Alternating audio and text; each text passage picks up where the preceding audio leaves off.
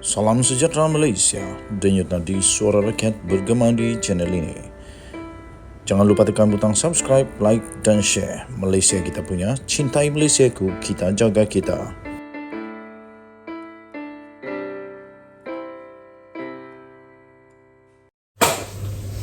Salam sejahtera Malaysia, denyut nadi suara rakyat bergema di channel ini. Selamat Hari Raya, saya ingin ucapkan kepada seluruh rakyat Malaysia yang beragama Islam yang menyambut Hari Raya pada hari ini. Semoga anda semua dirahmati oleh Tuhan Yang Esa. Semoga anda semua gembira, bahagia. Saya ingin ucapkan selamat bergembira daripada saya dan seisi keluarga serta semua admin The Twin TV. Okey, baik. Tuan-tuan dan puan-puan yang dihormati sekalian, kita tak boleh paksa Agong untuk ampunkan Najib Razak, kata Azalina. Proses pengampunan untuk Najib Razak kini tidak lagi melibatkan prosedur undang-undang. Demikian kata Menteri Undang-Undang iaitu Azalina Osman. Sebaliknya, sekarang ini segala-galanya terserah kepada budi bicara yang di-Pertuan Agong. Menurut Menteri di Jabatan Perdana Menteri Undang-Undang dan Reformasi Institusi itu, pada dalam keadaan sekarang ini tiada lagi sesiapa pun sebenarnya, tiada sesiapa pun yang dapat untuk memaksa agar Najib diberikan pengampunan diraja. Katanya sebagai Menteri Undang-Undang itu, dia berkata, saya rasa bab itu iaitu berkenaan dengan pengampunan diraja, apapun ia adalah kuasa yang di-Pertuan Agong mengikut perkara 42 di dalam Perlembagaan Persekutuan. Katanya lagi, sekarang ini tidak ada prosedur undang-undang. Sekarang adalah segala-galanya terserah kepada budi bicara yang di-Pertuan Agong. Jadi katanya, jadi kita tidak boleh paksa. Biar yang di-Pertuan Agong yang buat keputusan kalau mahu mengkaji.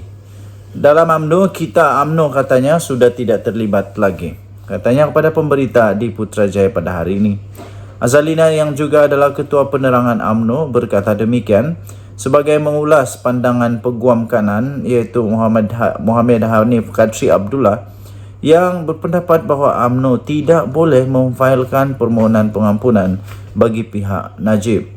Hanif sebelum ini dilaporkan berkata mengikut Peraturan 113 Peraturan Penjara 2000, petisyen pengampunan Najib itu sebenarnya hanya boleh dilakukan oleh Najib sendiri, ahli keluarga Najib ataupun oleh peguam yang telah dilantik oleh bekas Perdana Menteri itu dan juga Jabatan Penjara. Bagaimanapun katanya, UMNO boleh memfailkan surat, petisyen atau kenyataan yang disokong, kenyataan sokongan yang ditandatangani oleh ahlinya kepada Agong untuk menyokong permohonan Najib itu. Terdahulu Setiausaha Agong UMNO Ashraf Wajdi Dusuki dilaporkan berkata Majlis Kerja Tertinggi MKT UMNO Parti itu menerima memorandum daripada 191 bahagian untuk memohon kepimpinan tertinggi supaya dapat membela nasib bekas Perdana Menteri, bekas Presiden, mereka yang disifatkan banyak berjasa kepada rakyat dan negara. MKT UMNO juga 11 suara bersetuju untuk memohon menghadap bagi mempersembahkan warkah rayuan kepada Agong serta memorandum ditandatangani oleh seluruh kepimpinan UMNO dari 191 bahagian. Terdahulu Azalina hari ini telah melancarkan laman sesawang Malaysia Sulu Case yang mengandungi maklumat berkaitan sejarah serta perkembangan semasa mengenai tuntutan kumpulan Sulu ke atas wilayah negara ini. Azalina berkata usaha tersebut dijalankan dengan kerjasama bahagian lewal undang-undang, Kementerian Luar Negara dan Kementerian Komunikasi dan Digital bagi memberikan fakta yang sahih sekaligus menangkis tomahan pihak-pihak yang membuat tuntutan berkenaan. Okey, tuan-tuan dan puan-puan yang dihormati sekalian, dapatkan berita terkini sila layari sabudin.com.net. Denyut nadi suara rakyat bergema di channel ini. Kita jumpa lagi. Bye-bye Malaysia. Selamat Hari Raya. Salam sejahtera Malaysia, denyut nadi suara rakyat bergema di channel ini. Terbaru tuan-tuan dan puan-puan, dikongsikan berita terbaru yang pasti akan membuat Muhyiddin Yassin lebih pening kepala. Disahkan pembantu adun bersatu, sekali lagi, Pembantu adun bersatu. Aduh, orang kuat, orang besar bersatu lagi. Pembantu adun bersatu, dan kali ini termasuk istri pula. Pembantu adun bersatu dan istri disiasat kerana kes pecah amanah. Polis mengesahkan telah menahan seorang pembantu kepada seorang adun ahli Dewan Undangan Negeri Adun Bersatu Selangor bagi membantu siasatan kes pecah amanah berjumlah RM533,440. Pertama, saya nak komen dulu. Pertama, ini baru pembantu adun. Nasib baik dia tak jadi adun. Kalau dia jadi adun, tak tahulah apa pula gayanya. Nasib baik baru jadi pembantu adun untuk Bersatu Selangor. Kalau dia jadi adun, anda tahulah apa teruknya lagi perangai. Menurut sumber, lelaki berusia 30-an itu ditahan bersama 2 lagi yang lain, termasuklah istrinya pada 10 April yang lalu. Hebatlah. Difahamkan ketiga-tiga mereka sudah pun dibebaskan dengan jaminan polis. Baru 30-an tau. Baru 30-an, masih muda. Maksud kata dia ini baru nak berjinak-jinak dengan politik lah. Baru mau belajar tentang politik. Pun sudah sanggup buat begini.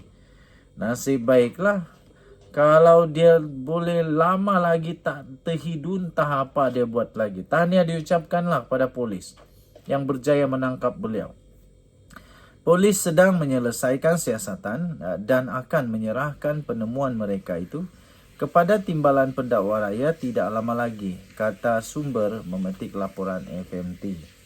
Sumber itu turut memaklumkan bahawa adun Bersatu itu bukan suspek dalam kes itu. Nasib baik. Nasib baik. Itulah ramai orang juga cakap ada adun yang baik, tapi orang bawahan dia itu yang memang haprak habis hampes betul.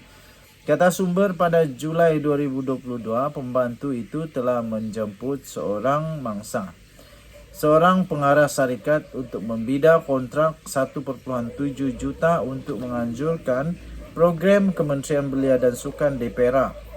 Mangsa diminta membayar komisen sebanyak 3% dan membida projek itu melalui sebuah pertubuhan bukan kerajaan NGO yang dikaitkan dengan pembantu itu.